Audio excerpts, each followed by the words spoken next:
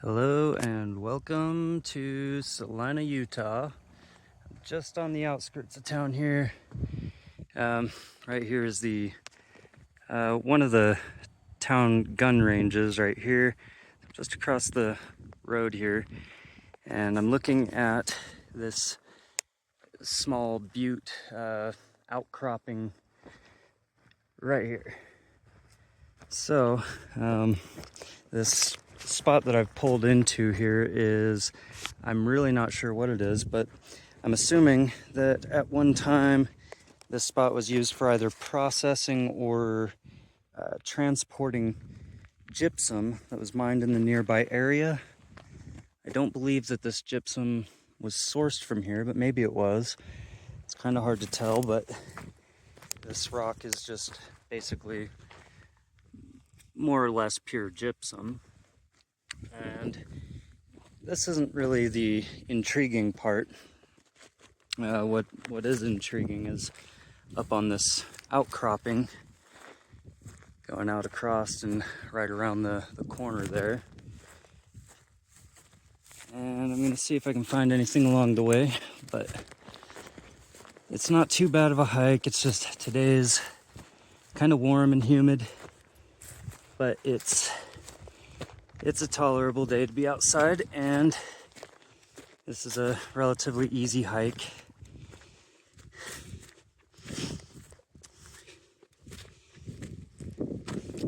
Now, I'm starting to see little fragments of what we're here for, but it's a small, very small piece, and it's going to be hard for me to get details. Here we go. There we go. So it's kind of hard to describe or tell you exactly what this is, but my theory is that basically what has happened here is that at a certain point when this area was still underwater under the Bonneville Lake or Lake Bonneville or the Western Interior Seaway, and you can see it's a silicated cryptocrystalline quartz. This piece in particular looks like a green opal, and it does seem to be like a hydrous silica of some sort. So I would consider this a green common opal, while a lot of the stuff that we'll otherwise find here is this silicated agate. It is a banded agate usually, with a variety of different colors, but some of the more interesting material is almost jet black with bands of blue in it, and they seem to resemble fossilized or petrified aquatic sea life. At least that's what I think of when I see it. So you can see we're almost out to the end of this outcropping here. And there are bands or, parts of this outcropping here. In fact, I think it's been a while since I've been here, but this entire outcropping kind of has some indication or presence of, this green opal-like looking material, and then you'll find these nodules that are sometimes included in it. We're gonna get out to the spot that I found that was pretty good. I don't have any tools to dig or mine with, but we can poke around and see what we can find.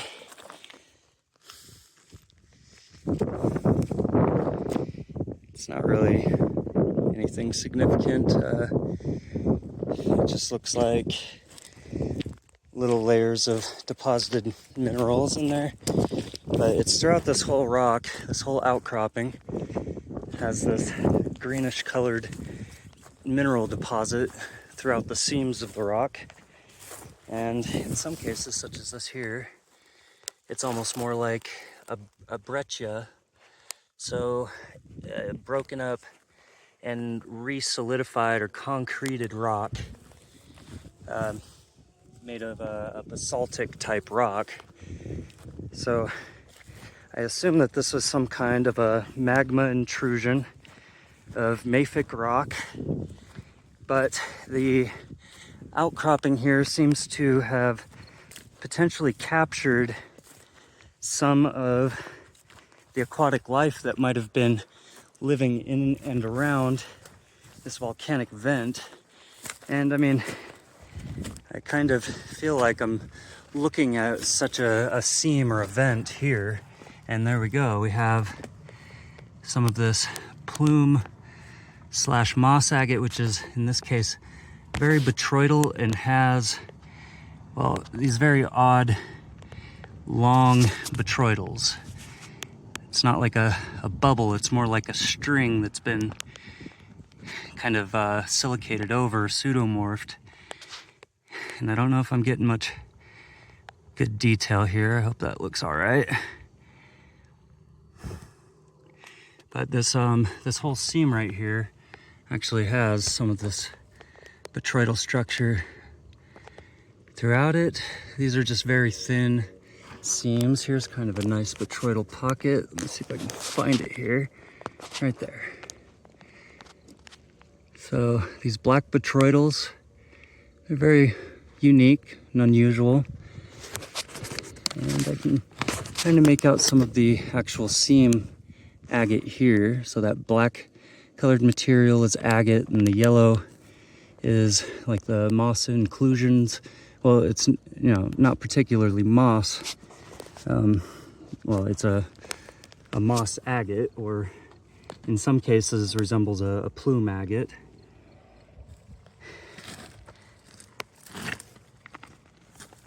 It's kind of difficult material to work with also in a lot of cases, just because it has so many vugs in it, and it's kind of fractured and broken up a lot of times unless you find a really good solid nodule. And then when you find those nodules, a lot of times they seem to resemble things like clamshells and crab and lobster claws and things like that. Maybe I'm just imagining that, but you know, I can't really find a lot of information.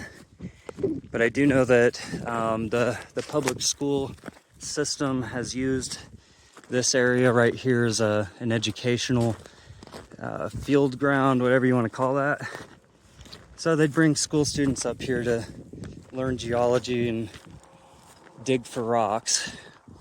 And this seems to be where a lot of people tend to dig in. This is the most disturbed section of the hill, and this is where I've found some of the best stuff.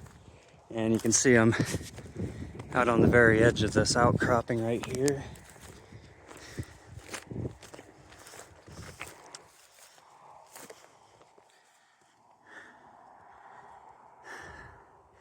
So we're looking towards downtown Salina right there. Here is the industrial zoning of Salina. There is the Maverick and Denny's and what is it, a Pilot, whatever it is. The truck stops all along the I-70 right there. If you can see that, the car's gone. Yeah, so that's the I-70, and then this canyon here is Salina Canyon. So the I-70 goes up Salina Canyon, and then the Highway 89, or sorry, 89 or the 50. I'm sorry, I'm not sure at the moment where 89 ends and 50 begins. But 50, the Highway 50, is, it's out over here. It goes up over the hill, I think, right? I can see it, but I can't see it on the camera. Let's see. Anyway, the Highway 50 is going out over there. Let's see, Beehive Peak.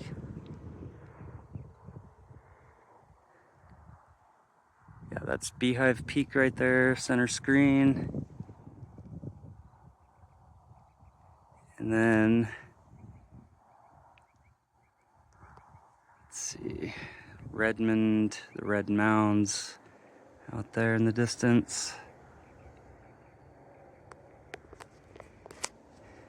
And this road right here, this I believe is the 89, actually. This is, maybe it's not the 89, but it's the road that goes between Salina and Richfield.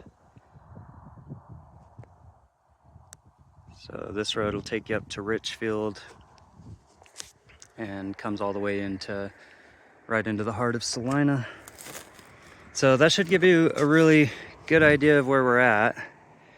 This outcropping is kind of unique in the sense that it's a dark basalt type rock, and obviously its location in proximity to Salina, there's not really a whole lot of hills between here and there, between Salina aside from these red hills, and then you see this basalt.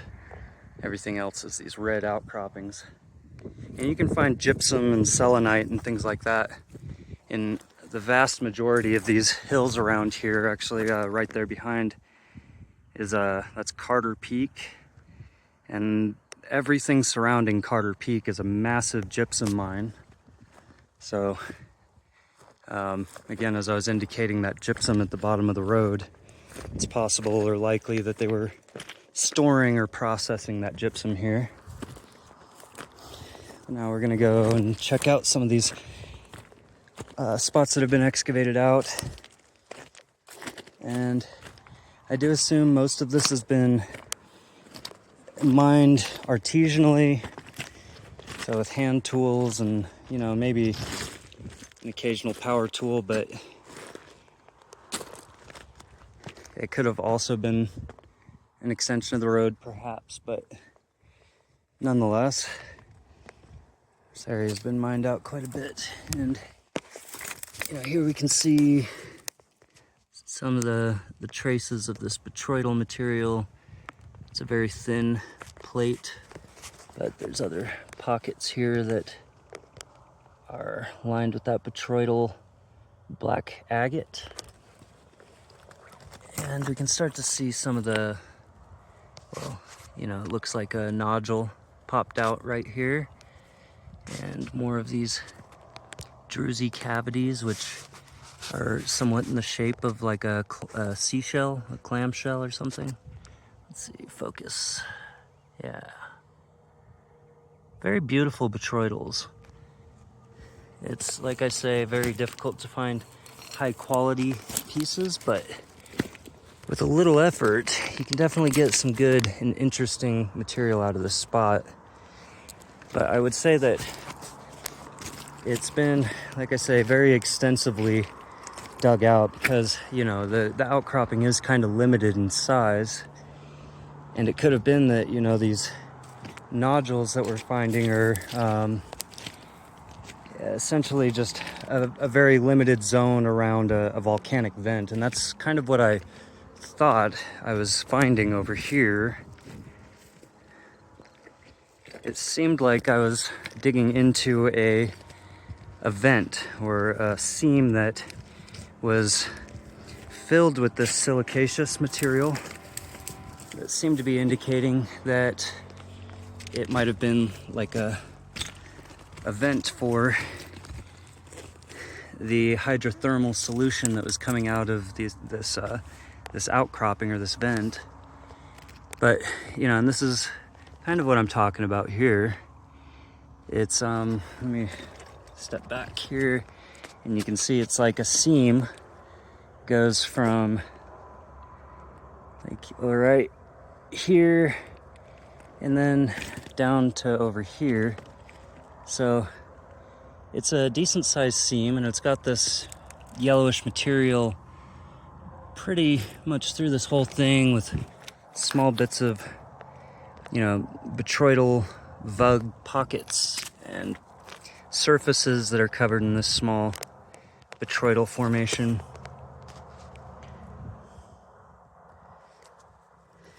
But again, these seams are actually coming up through a number of different spots, but there are more prominent vents, I would say. This is its own little pocket vent here. It just kind of seems to seep through the rock anywhere where there's fractures. Now this is actually kind of an example. It's a small piece, but it looks like a small nodule right here that seems to be like almost a clam shell or an oyster, small oyster shell or something. I mean, most of the nodules seem to have some kind of characteristic of like looking like a seashell.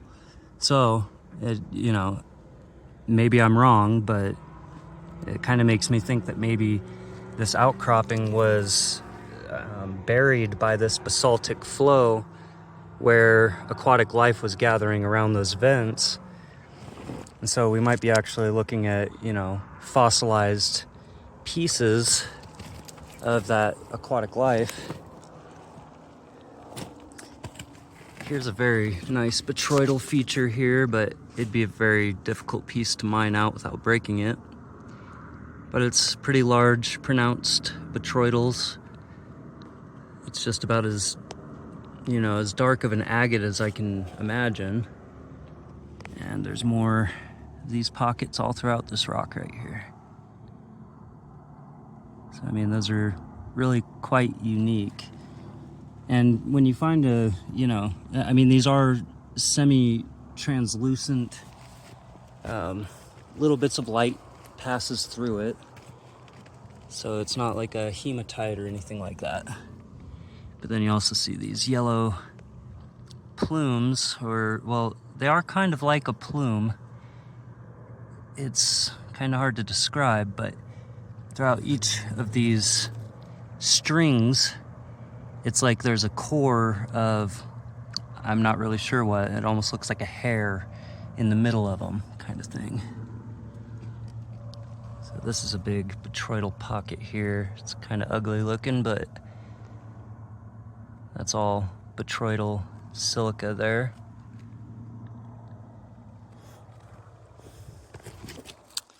And here's a nice, well, it's decent. This material is actually nicer than it looks in a way, because this is essentially a moss agate where, yeah, I'm gonna lick a rock so you can see that better. But these formations in here resemble moss, you know. So, and technically all of this, even where it looks kind of solid and you don't see a lot of feature or details to it, if you know, especially if it was well polished and you look at it under a loupe, you'll see that these details are very fine. And again, they seem to represent or look like moss that's growing in that quartz silica. I mean, this stuff can be quite remarkable when it's worked up and polished, and, you know, and in some cases the colors will vary to greens and reds and things like that.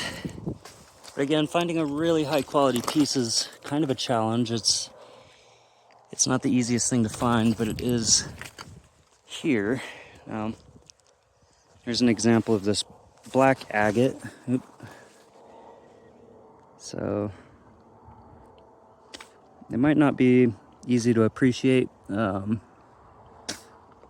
pictures or a camera, but there is a difference here. So this chunk of rock here is basalt, but this all through here is that black silica agate. There's another chunk of basalt, but that's that black agate there.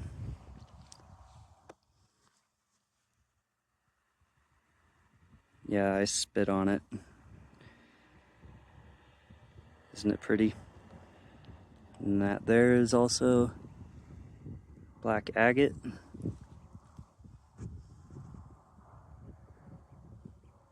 Right there. Again, it's kind of hard to work with a piece like that, but you know, a lot of it's just, you know, more specimen value than anything, I would say. But there are some rare exceptions where the material is quite usable for jewelry and cabochons. You know, there's a little bit of a waste dump here thrown over the edge. Yep. Some botryoidals. Otherwise, it's just a big chunk of basalt. But if you were going to come out here and look for this material, such as that right there, if you were going to come out here and look for it, I would recommend coming up to pretty much this exact spot right here. Like really all along this band, along this side here. But especially right in this spot. I remember thinking this spot had a higher concentration of really good quality materials and specimens. It's obviously, it would take a little bit of work to clear the dirt and the overburden that's fallen and kind of clean this pit out a little bit and be good to go. I mean, I think there's still a lot of material to be found here, but it would take a little bit of work. Otherwise, you can still come around and look through this dump pile here and find specimens throughout it. I mean, if you kind of kick a few rocks over and sort through it, you'll probably find some specimens you like. And be very careful if you're out here in the summer, anytime it's warm out. I believe I saw a snake up here. It might have been a blow snake, but I think I saw a snake here the last time I was here. So anyway, I hope that in some way you found this enjoyable or useful and maybe inspired you to come out here and check it out.